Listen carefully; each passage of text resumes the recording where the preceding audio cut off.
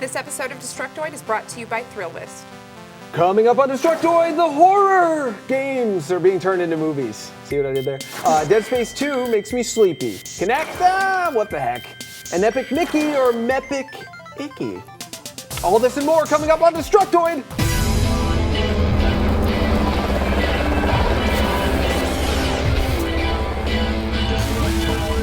Welcome everybody to Destructoid, the video game show about pickled cucumbers. Surprisingly delicious.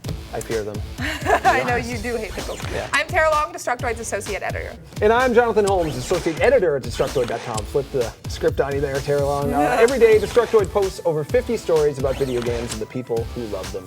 We're here to give you the creme de la creme of those stories, but first, I want to tell you about Epic Mickey. Tell me about it. You don't mind? Yeah, no, Please. please. Yeah, I just got back from this Epic Mickey event and I'm completely exhausted. But it was a great event. The game is turning out a lot better than I thought it would be. It's got a lot to do, but it's never overly complicated. It reminds me a lot of 4 great games: Fable, Banjo-Kazooie, Majora's Mask, and Okami, all mixed into one. And the amount of affection in this game for pre-1967 Disney is just through the charts. That's good. So a lot of Disney fans will probably like it then. Yeah, I think Disney fans, old guys, kids, and art gamers are gonna love it. Yeah. Sweet. Yeah. Well, there's an embargo, but I'll tell you more about it next week, as much as I can. Okay, time for a review roundup, and it's all Kinect. Hope you like Kinect, people. That's all we reviewed last week. Shoving it in your faces. Yeah, well, it was a Kinect's big week. So we're starting with Kinect Sports. We gave it a 6.5, stating that the game lacks fresh ideas and would have made more sense as a free pack-in, kind of like Wii Sports. Speaking of which, Kinect actually does come in with a pack-in, and it's called Kinect Adventures, and we gave that a 6, which is even lower than Kinect Sports. Basically, there's no pleasing Nick Chester. At least so I thought, until I read his Dance Central review, and he gave that one a freaking 8 out of 10. It's pretty good. He loved dancing around, that Nick Chester. His whole family loves dancing, and I'm sure he's very excited. They also just announced that there's going to be DLC for the game very soon, featuring Lady Gaga. And I've already got some footage, actually, the Chester family dancing to that. Oh, please show me that. Very I sexy. would love to Particularly see that. the Boogaloo Shrimp. He's my favorite member of the family. That one in the middle, that's Nick Chester. I don't even know. I'm just saying words right now. They're just... Oh, you're doing great. Okay, speaking of Kinect, I swear this is the last Kinect story we have. People are wanting to know now, does Kinect mark the end of controller-based gaming on the Xbox? Yeah. Probably not. I think people are freaking out a little too much about this. Sure. But Alex Kipman, director of incubation at Microsoft and the champion behind Kinect, has said that Kinect and controller hybrid titles are definitely in the works, which is great news because I know a lot of people are wondering if the introduction of Kinect is going to completely obfuscate, controlled gaming at all. So, in response to that, Kipman was quoted as saying, "We'll continue to have controller-only games. We love controller-free games. We love Kinect experiences, and we'll continue to grow our set of those as well. What we haven't really talked about, but that do exist, are hybrid games." So I think that could be especially helpful with menu navigation, because when I got to play Sonic Free Riders on Kinect, I actually had a harder time navigating the menu than I did playing the actual Why game. didn't they just let you use the controller? It boggles the mind. Yeah. And how is a Kinect and controller game going to work? You just shake I it don't know. around? I'm interested to see it, though. I think it'll make Kinect way more appealing to me. I hope so. Even more appealing, though? No Kinect. More appealing, but that's relative, I guess. Yeah, indeed. Sorry, Kinect. Next up, Dead Rising Sun, Won't You Come to DVD. Oh man, I just hurt myself with that one. That was painful. Oh, the cheese, it hurts. I'm still reeling from the news that Keiji Inafune, Capcom's head of R&D, has quit the company. But before he quit, he milked every last drop out of Capcom and got them to pay for him to direct a movie called Dead Rising Sun, which is so traumerific. It is the ultimate crap. But I absolutely love it. I can't wait to buy it. It's coming out in Japan for $49 with additional scenes. I've already got a place on my shelf reserved for it, right in between Cannibal the Musical and flesh-eating mothers. Wow. Have you seen either of those movies? I have not, but something tells me I will be watching them with you very soon. Unfortunately for you, you will. Oh man, music alone. Looking forward to it. Speaking of movies, there's a new Silent Hill film coming to Hollywood. Michael J. Bassett will be writing and directing the new 3D movie Silent Hill Revelation. The sequel follows Heather Mason, a character from the third game, who suffers horrific nightmares and eventually becomes haunted by the disappearance of her father on her 18th birthday.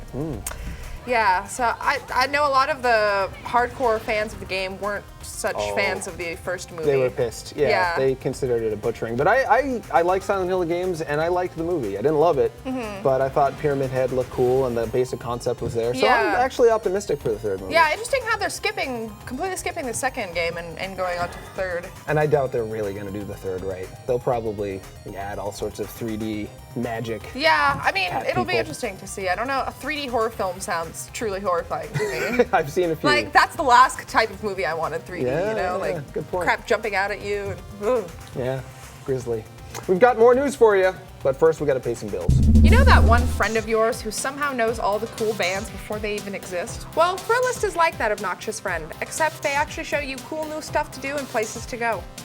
For instance, want to know about a Star Wars burlesque show, or a beer garden that screens 80s flicks, or an awesome web show about video games? Then sign up for Thrillist, a free daily email that sifts through all the crap to find you the best new bars, restaurants, events, and services. Whatever it is, they promise it won't suck. Hit up Thrillist.com/destruct to start getting Thrillist's sweet, sweet knowledge right away. Okay, well, Microsoft needs a lesson in humility. I think we all knew that. Yeah, indeed. Not news. In typical fashion, Microsoft has blatantly asserted their dominance over the Call of Duty franchise.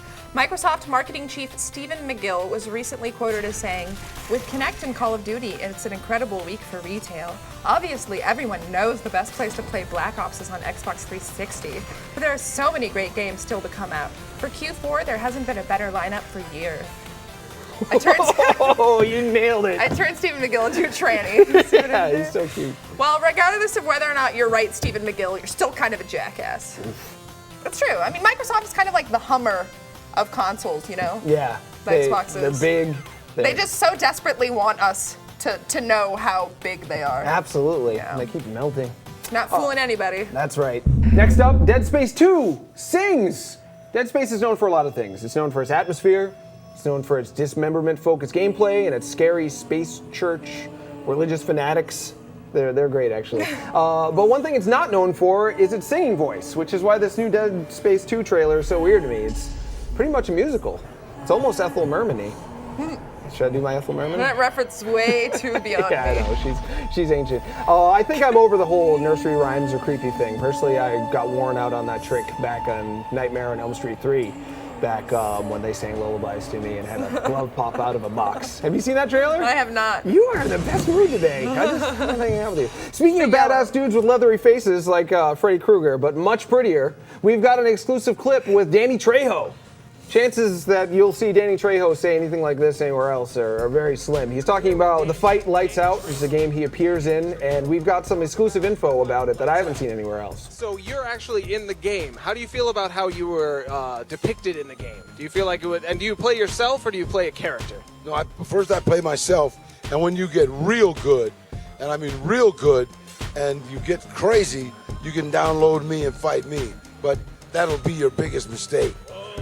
Does it look like you? I mean, you've got a very detailed face, and it's hard to get those details with these video games these days. But the PS3, maybe that can handle it. Robert Rodriguez called my face landscape. So if you want to fight some landscape, I suggest you get this game.